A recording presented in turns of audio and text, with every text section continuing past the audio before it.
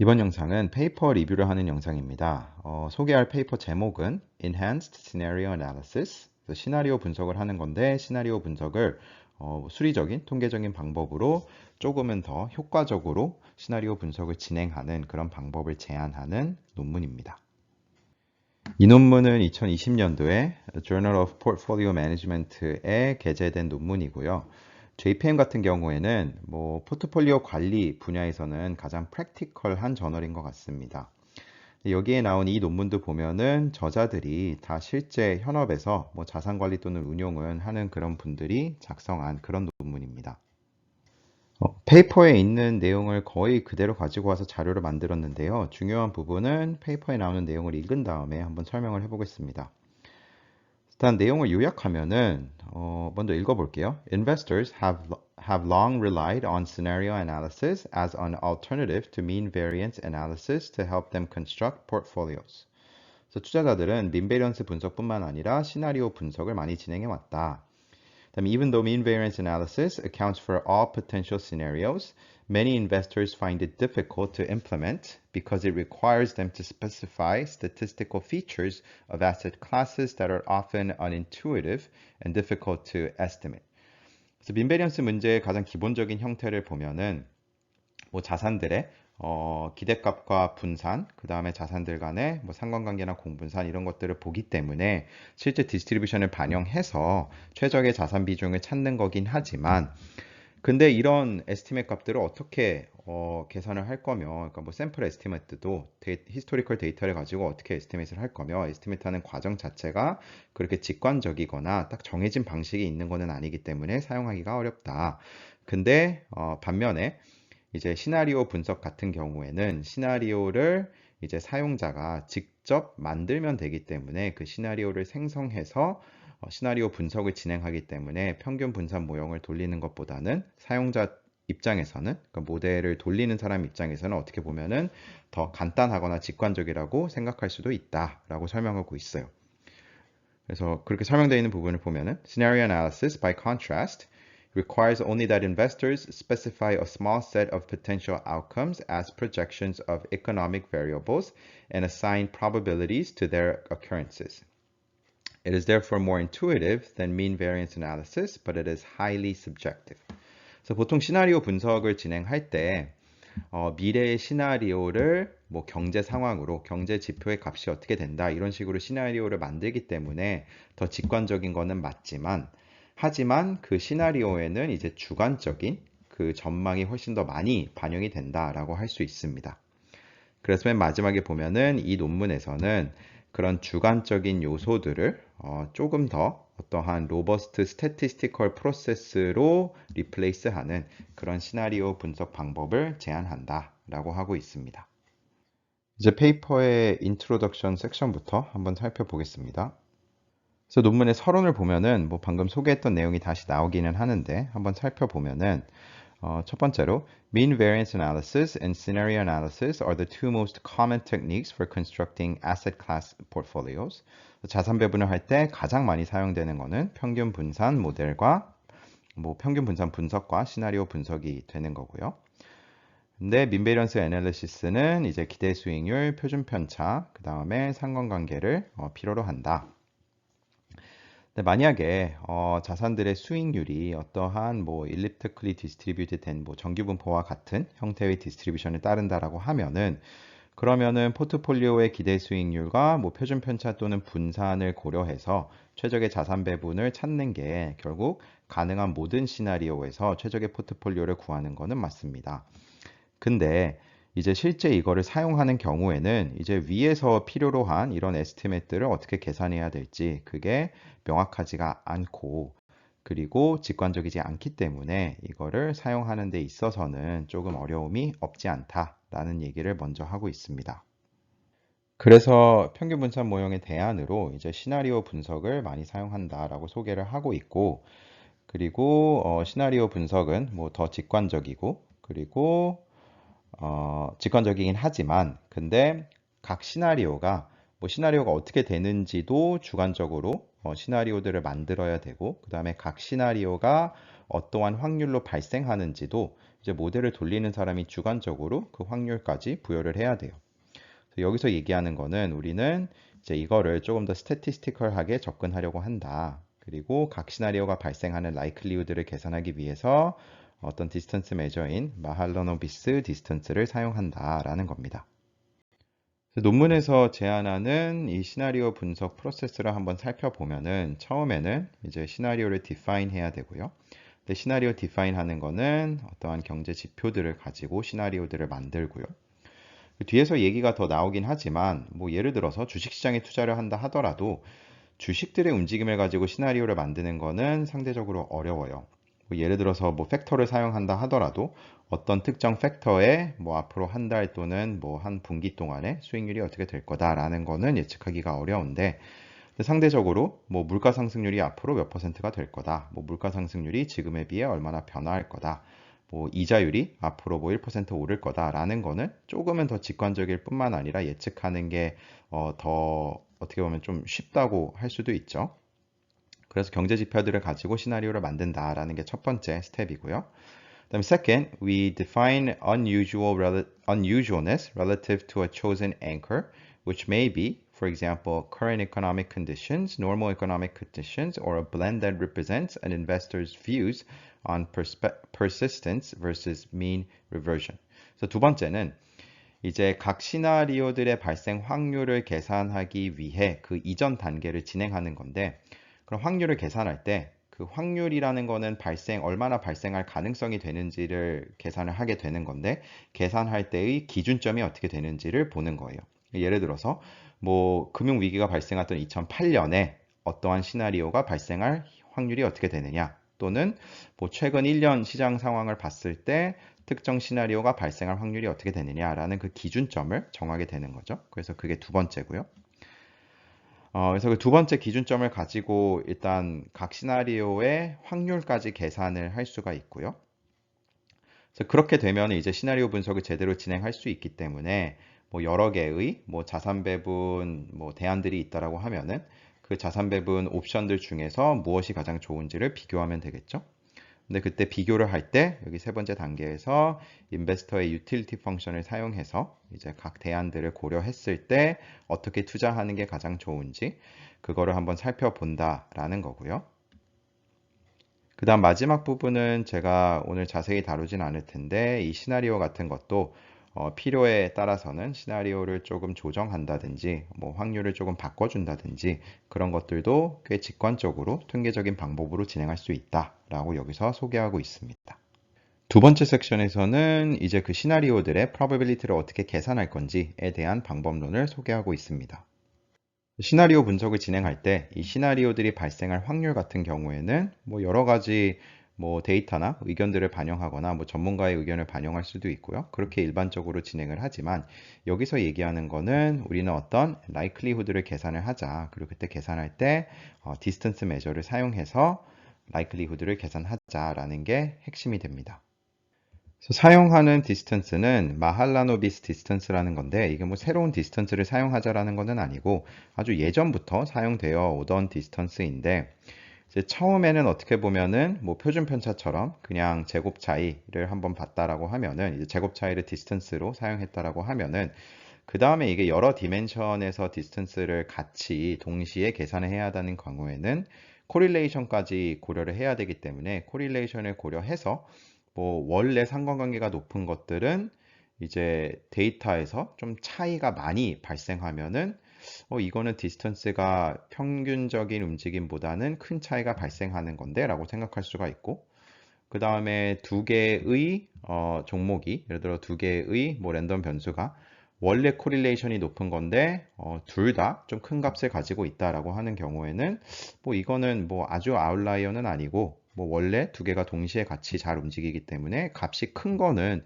조금 뭐 평균적인 움직임과 차이가 있을지는 몰라도 상관관계를 봤을 때는 그래도 둘의 상관관계 차이가 없으니까는 어느 정도 평균적인 패턴으로 생각할 수도 있다. 이런 것들을 반영해서 코릴레이션을 본다라는 겁니다.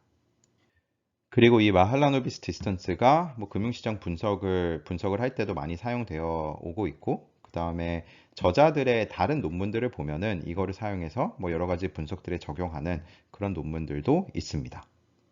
실제 디스턴스를 어떻게 계산하는지를 보면은 여기 적힌 것처럼 뭐 일립소이드나 타원체를 나타내는 식과 이제 같게 되는데 어떤 x라는 시나리오가 있다라고 한번 생각을 해볼게요. x는 여기서 어떠한 벡터가 되는 거고요.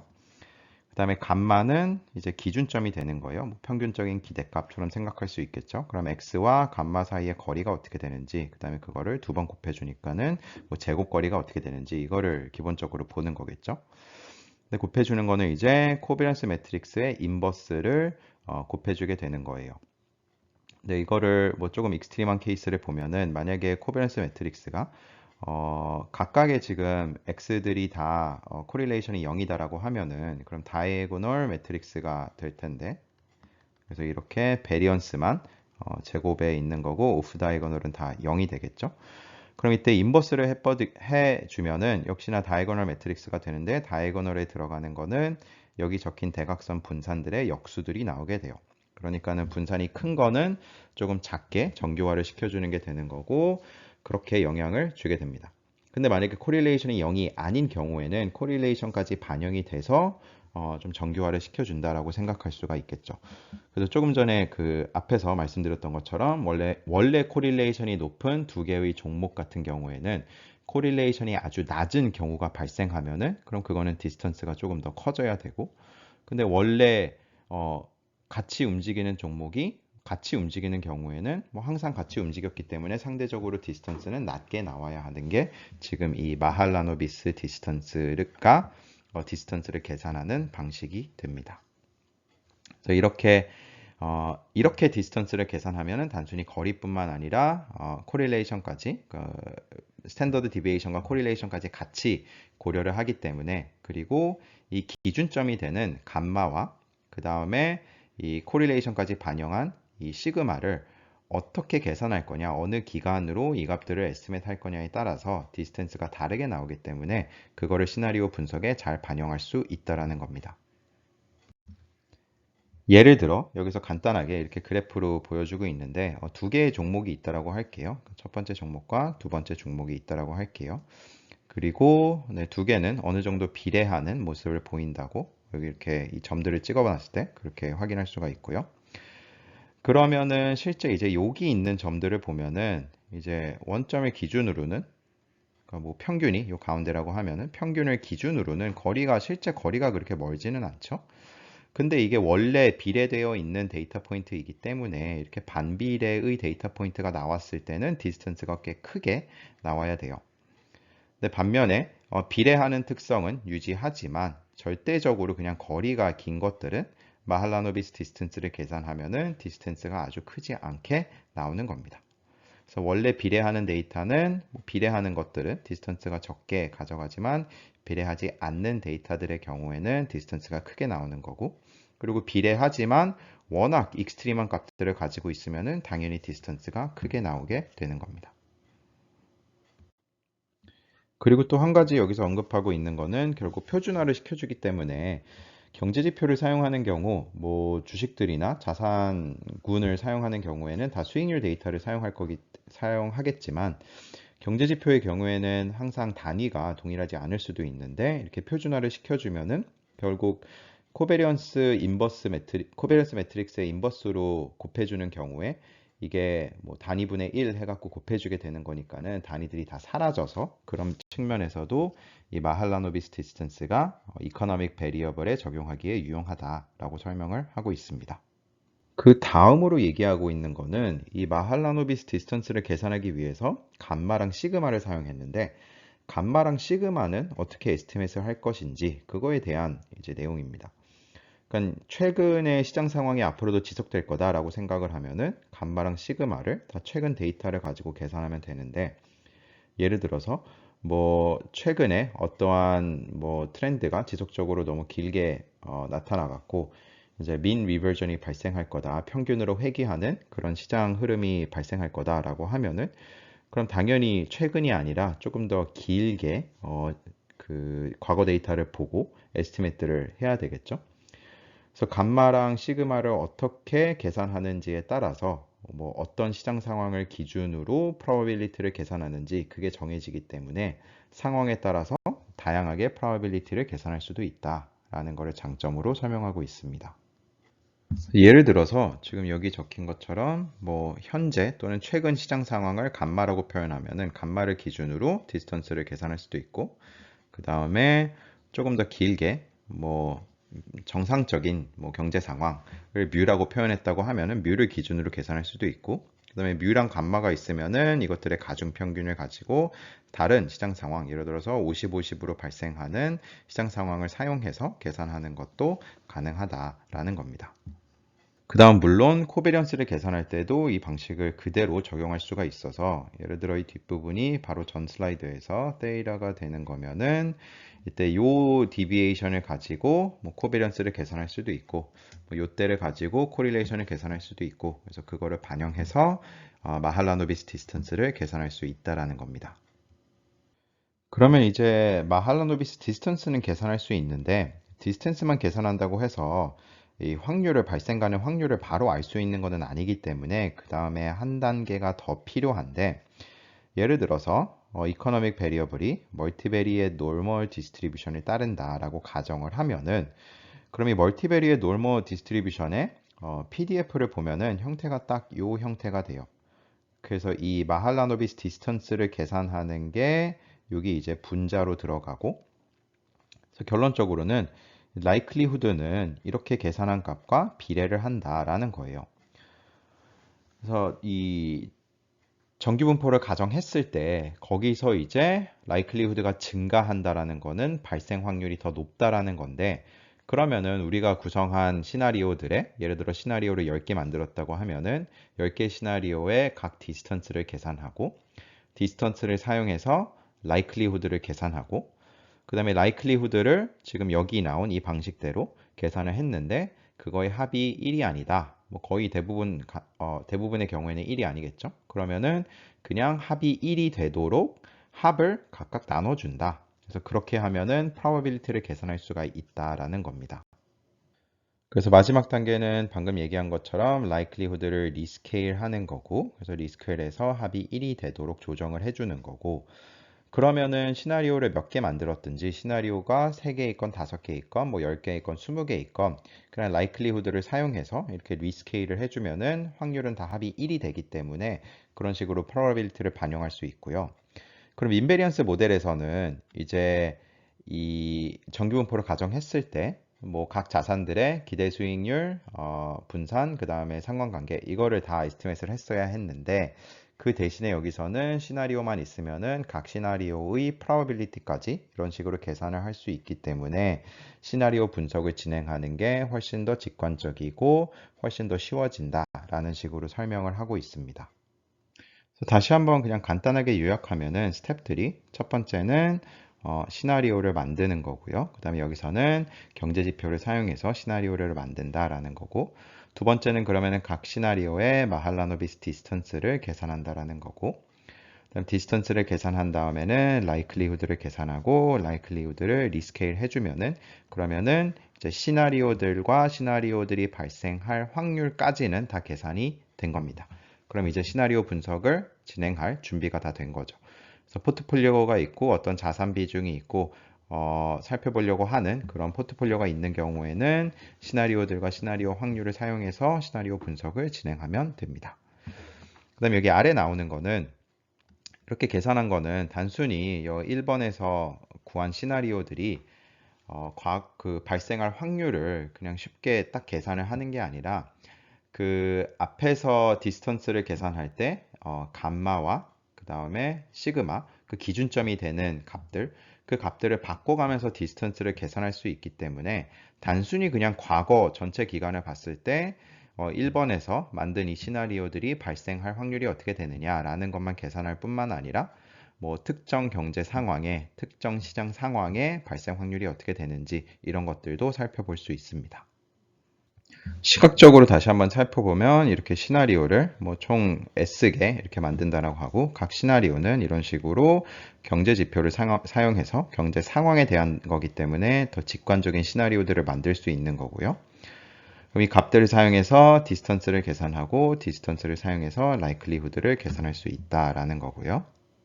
그래서 결국은 이렇게 1번부터 이렇게 총 S개의 시나리오와 그 시나리오가 발생할 확률까지 계산하는 방법에 대해서 아직까지 얘기를 한 겁니다. 논문에서 그 다음에는 케이스 스터디를 소개하고 있기 때문에 케이스 스터디를 저도 한번 설명을 하도록 하겠습니다.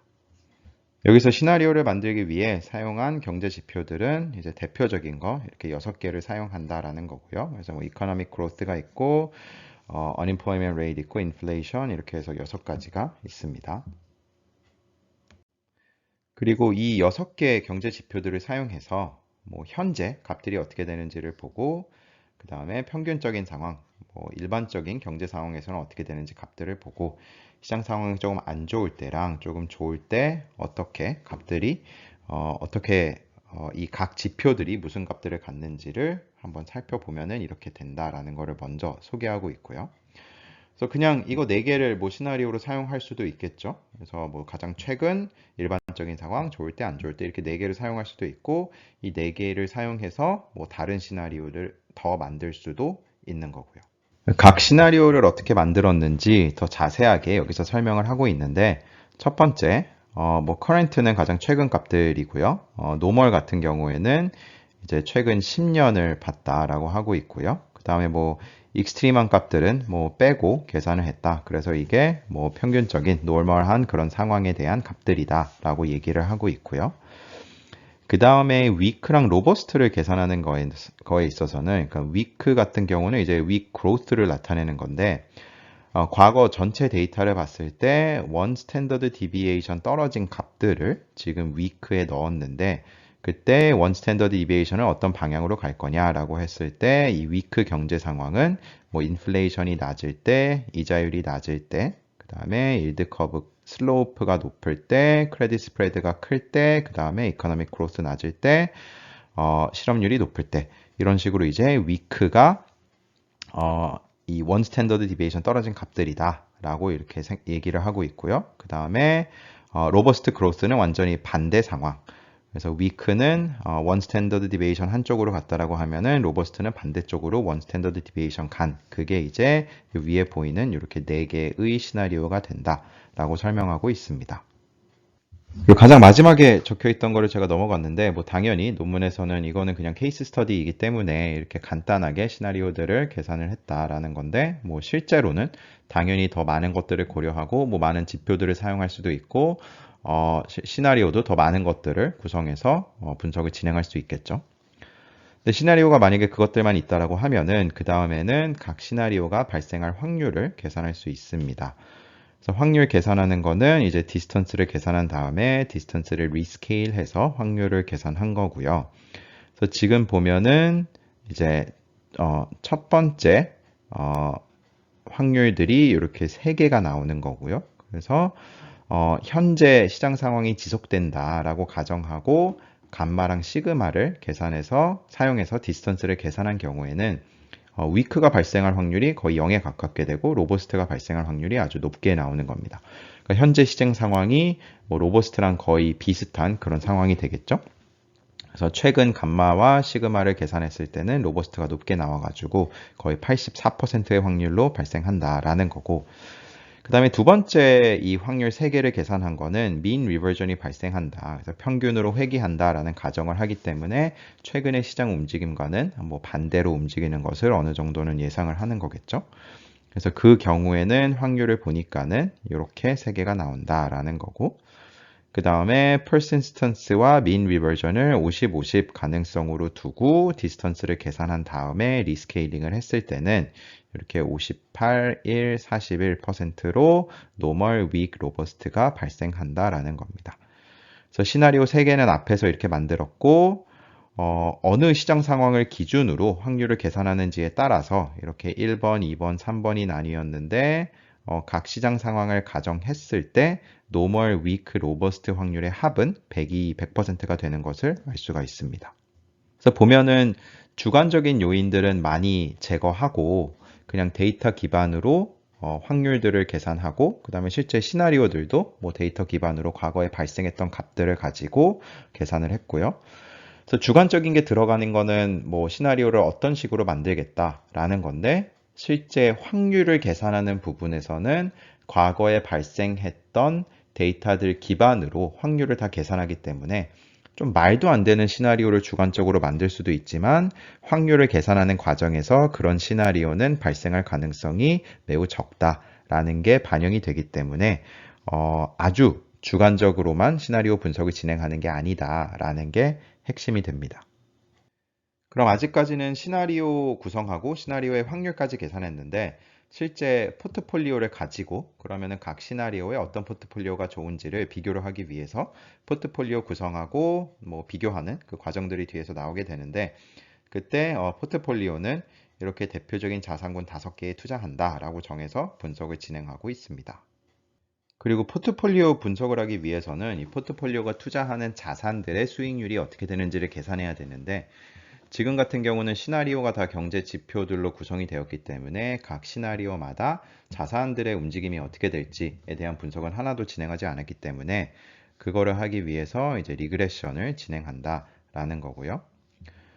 그래서 이렇게 리그레션을 진행해 갖고 각 그 방금 얘기한 5개의 대표적인 자산군이 각 경제 지표에 어떤 영향을 받는지를 OLS를 진행해서 그 개수들을 다 찾게 되고요. 그러면은 각 시나리오마다 경제 지표의 값이 어떻게 되는지를 알면은 각 자산군의 수익률이 어떻게 되는지를 그 기대값을 계산할 수가 있겠죠. 그래서 그렇게 시나리오마다 자산군의 움직임이 어떻게 되는지를 에스티메이트해서 포트폴리오의 성과를 측정하게 됩니다. 그래서 그때 뭐 사용하는 거는 뭐 YOY 값들을 사용한다. 그 다음에 실제 데이터는 뭐 꽤 길게 리그레션을 돌린다라는 얘기들도 있습니다. 그리고 그 긴 기간 동안 이제 리그레션을 돌리면은 이렇게 결과가 나온다라는 건데요. 여기서 언급하고 있는 거는 R제곱이 꽤 크게 나온다라는 거예요. 그래서 뭐 유의미하지 않은 경제지표도 당연히 있기는 하지만 R제곱이 일반적으로 알려진 것보다는 조금 더 높게 나온다라고 얘기하고 있고 좀 높게 나오는 이유는 지금 동일 기간 분석을 하고 있다.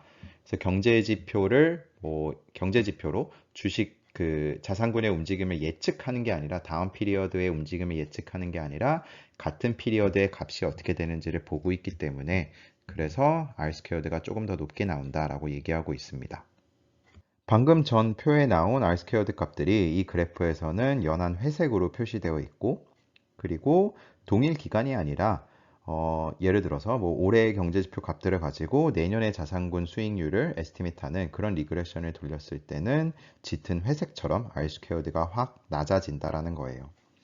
그래서 그렇게 레그가 있는 OLS는 R제곱이 너무나 낮기 때문에 그거를 사용하는 거는 조금 어렵고 그리고 회색으로 연한 회색으로 나타난 동일 기간 리그레션 돌리는 거는 예측하는 거는 아니지만 근데 여기 논문에서 제한하는 마할라노비스 디스턴스를 반영해서 시나리오를 구성하는 거는 그 시나리오들이 미래에 발생할 확률까지 반영을 하게 되는 거니까는 그래서 그냥 단순히 현재 지표가 이렇기 때문에 미래에 앞으로 이렇게 될 거다라는 건 아니기 때문에 이 확률들까지 반영하면은 동일 기간 리그레션을 돌려도 어느 정도 미래에 발생할 확률들이 반영이 된다라는 겁니다. 그리고 자산군으로 투자를 하기 때문에 자산군으로 시나리오를 만드는 게 더 효과적이지 않을까라고 생각할 수도 있는데 앞서 언급했던 것처럼 자산군은 사실 앞으로 움직임이 어떻게 될지를 예측하는 게 너무 어렵기 때문에 그거를 수치화하고 뭐 방향성도 예측하는 게 어렵기 때문에 수치화하는 거는 더더욱이 어려워서 경제 지표를 사용하는 게 훨씬 더 직관적으로 시나리오를 구성할 수가 있습니다. 그래서 핑크색과 같이 경제 지표를 사용해서 시나리오들을 만들었는데 예를 들어서 normal, weak, robust 3개만 시나리오를 고려해서 분석을 진행한다라고 했을 때 그때 이제 리그레션을 돌려서 각 경제 지표가 각 자산군의 수익률에 어떤 영향을 주는지를 파악했기 때문에 normal, weak, robust 각각 시나리오마다 각 자산군들의 수익률이 어떻게 될지를 리그레션 나온 결과를 돌려가지고 수익률에 대한 예측을 이렇게 할 수 있겠죠. 그러면 여기 녹색 나온 것처럼 normal, weak, robust 각 시나리오마다 각 자산의 수익률이 어떻게 되는지를 계산할 수 있습니다. 그럼 이제 시나리오가 있고 자산군들의 시나리오가 있고 그 시나리오들이 발생하는 확률까지 계산을 했고 그럼 포트폴리오 분석을 진행해야 되는데 여기서는 포트폴리오 최적화를 하는 건 아니고 보통 시나리오 분석을 할 때도 포트폴리오 최적화까지 같이 하는 경우보다는 어떠한 자산 배분 전략이나 자산 배분 모델이 다양한 시나리오에서 어떤 성과를 내는지 그거를 확인하기 위해서 시나리오 분석을 진행하기 때문에 여기서도 비슷하게 그냥 3개의 포트폴리오가 있다라고 가정하고 3개를 비교하는 분석을 진행합니다. 첫 번째는 컨저베티브 포트폴리오고 두 번째는 moderate, 세 번째는 aggressive. 그래서 보시는 것 같이 aggressive는 주식에 투자를 많이 하는 거고 컨저베티브는 이제 조금 더 캐시라든지 안전자산의 투자 비중을 높이는 그 3개의 포트폴리오를 비교하는 분석을 진행하는 겁니다. 다음에는 이제 포트폴리오 웨이트가 있고 시나리오들이 있기 때문에 그 각 포트폴리오의 시나리오마다 수익률을 계산할 수 있어요. 그러니까 포트폴리오 단위의 수익률을 계산하는 거죠. 예를 들어서 여기 보면은 컨저베티브 포트폴리오의 노멀 기간 리턴을 계산하고 싶다라고 하면은 포트폴리오 웨이트 빨간색과 그 다음에 노멀 컨디션의 각 자산들의 수익률 연두색을 곱하면은 각각 곱해서 더하면은 이제 주황색으로 표시된 4.4% 정도가 나오게 되는 거예요. 그래서 각 포트폴리오마다 예를 들어서 컨저베티브 포트폴리오는 노멀, 위크, 로버스트 이렇게 3개의 수익률이 나오게 되는 거죠. 그래서 각 경제 상황마다 포트폴리오 수익률이 어떻게 되는지 그리고 그게 모더레이트도 3개, 어그레시브도 3개 그 시나리오 개수마다 리턴이 나오게 되는 겁니다. 이제 3개의 포트폴리오가 있고 3개의 포트폴리오가 각 시나리오마다 수익률이 어떻게 되는지는 아는데 그럼 3개의 포트폴리오 중에서 어떤 것이 가장 좋은지를 보기 위해서는 이제 3개를 어떻게인가 비교를 해야 되는데 여기서 이제 제안하는 거는 유틸리티 티어리를 사용해서 유틸리티 펑션으로 계산을 하자라는 거예요. 대부분 투자자들은 리스크 에이버스이기 때문에 유틸리티 펑션을 사용할 때 컨케이브한 유틸리티 펑션을 사용하게 되고요. 여기 나오는 것처럼 왼쪽 밑에 그래프 그린 것처럼 이제 컨케이브하고 여기서 사용한 거는 파워 유틸리티 펑션을 사용했고요. 그러면은 각 포트폴리오마다 3개의 시장 상황에서 수익률이 어떻게 되는지가 나오는데 그 3개의 상황마다 그 포트폴리오의 유틸리티가 어떻게 되는지를 계산하고 그리고 expected utility 같은 경우에는 각 시나리오의 probability로 계산을 할 수 있기 때문에 그렇게 expected utility를 계산하면은 리스크 에이버전까지 고려해서 3개 포트폴리오 중에서 어떤 것이 가장 선호되는지 이런 거를 확인할 수 있다라는 겁니다. 그래서 조금 전에 계산한 각 시나리오별 포트폴리오 리턴이 있으면은 이거를 유틸리티 펑션에 넣어서 각 포트폴리오 시나리오별 유틸리티를 계산할 수 있고요. 그걸 다 계산하면은 각 시나리오마다 각 포트폴리오마다 각 시나리오마다 이제 기대 수익률이 어떻게 되는지 그리고 기대 유틸리티가 어떻게 되는지를 계산할 수 있게 돼요. 계산 과정을 더 자세히 살펴보면은 컨저베티브 포트폴리오를 이제 시나리오 3개가 있는 거죠. 노멀, 위크, 로버스트. 그리고 그 상황마다 포트폴리오 리턴이 어떻게 되는지는 빨간색으로 이렇게 표시를 했습니다. 그럼 노멀, 위크, 로버스트의 확률을 계산할 때 그 가정을 여러 가지로 할 수가 있는데 하나는 이제 가장 최근에 경제 상황이 지속된다라는 거겠죠. 그래서 그때의 확률은 초록색으로 표시가 돼요. 그래서 빨간색과 초록색을 사용해서 최근의 경제 상황이 지속된다라는 가정하에 컨저베티브 포트폴리오의 기대 수익률이 어떻게 되는지를 보면은 주황색으로 표시된 6.6%가 된다라는 겁니다. 그래서 이거를 이제 모든 포트폴리오마다 그리고 모든 경제 상황 전망에 따라서 계산을 다 할 수 있게 되는 거죠. 그래서 기대 수익률만 놓고 보면은 만약에 최근 경제 상황이 지속된다, persistent다라고 가정하는 경우에는 aggressive의 기대 수익률이 11.2%이기 때문에 가장 큰 것을 알 수 있습니다. 반면에 mean reversion이 발생해서 평균으로 회귀하는 것을 가정하는 경우에는 conservative 포트폴리오의 기대 수익률이 4.4%이기 때문에 가장 큰 것을 알 수가 있습니다. 그리고 비슷한 계산을 이제 utility로 할 수 있고요. 그래서 초록색은 결국 persistence라고 가정했을 때 normal, weak, robust의 확률이었는데 이제 기대 수익률을 계산하는 게 아니라 conservative 포트폴리오의 각 시나리오별 utility를 고려해서 계산을 하면은 여기 파란색으로 표시한 conservative 포트폴리오의 기대 utility를 계산할 수 있게 돼요. 이 경우에는 보면은 만약에 persistence가 지속된다라고 가정하는 경우에는 aggressive portfolio의 expected utility가 가장 큰 것을 확인할 수가 있습니다. 반면에 만약에 50-50%로 persistence와 mean reversion이 지속된다, 앞으로 발생할 거다라고 가정하는 경우에는 기대 수익률을 가지고 계산했을 때는 aggressive가 기대 수익률이 6.0%로 가장 컸는데 이제 risk aversion까지 반영된 utility 펑션을 사용해서 expected utility를 계산하면은 그 경우에는 aggressive보다는 moderate이 조금 더 expected utility가 높은 것으로 나오게 됩니다. 그래서 아마 소주점 둘째 자리까지 보면은 conservative보다 moderate이 더 커서 그래서 moderate이 선택이 된다. 4.7%로 그렇게 여기서 설명하고 있습니다. 결과를 요약하면 만약에 persistence가 가정된다라고 하는 경우에는 기대 수익률을 보든지 expected utility를 보든지 aggressive portfolio가 가장 선호되는 거고 그리고 만약에 mean reversion이 발생한다라고 하면은 conservative portfolio가 가장 선호되는 거고 다만 50-50 블렌드로 발생한다라고 하는 경우에는 이제 expected return을 보는 것과 expected utility 보는 게 조금 차이가 나는 것을 확인할 수가 있습니다. 그래서 이렇게 경제 상황이 앞으로 어떻게 될 건지 그 전망을 반영해서 시나리오 분석을 진행할 수 있고 그리고 기대 수익률뿐만 아니라 expected utility까지 계산해서 같이 분석을 진행할 수 있다라는 겁니다. 그 다음 섹션에서는 시나리오 머디피케이션이라고 해서 시나리오가 발생할 확률을, 발생할 가능성을 조정하고 싶으면은 어떻게 할 수 있는지에 대한 얘기가 나오는데 이 부분은 저는 넘어가도록 하겠습니다. 그래서 관심 있으면은 논문을 더 자세히 보면은 여기도 케이스 스터디처럼 자세하게 설명이 되어 있습니다.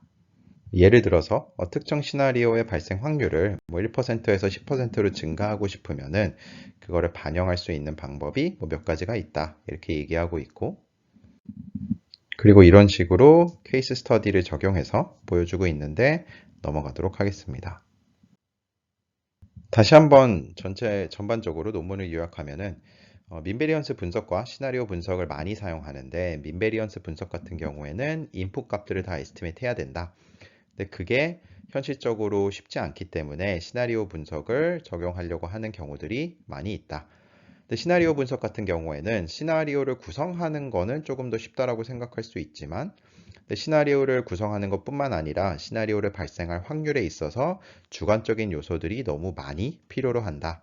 그래서 여기서 얘기하는 거는 그렇게 주관적인 부분들을 statistically 계산을 해서 probability를 반영할 때 실제 발생했던 현상들, 발생했던 경제 상황들이 어떻게 됐는지를 보고 probability를 계산을 해서 그래서 시나리오가 만약에 정말 발생 가능하지 않은 시나리오를 만들었으면은 probability가 낮도록 그렇게 반영하고 그 다음에 그 probability를 계산하는 것도 과거 전체를 보는 게 아니라 특정 기간만 보고 계산할 수도 있고 또는 앞으로의 경제 전망을 반영해서 probability들을 계산할 수 있고 그렇게 하면은 더 효과적으로 시나리오 분석을 진행할 수 있다는 게 이 논문에서 얘기하는 겁니다. 네, 이렇게 논문 리뷰를 마무리하도록 하겠습니다.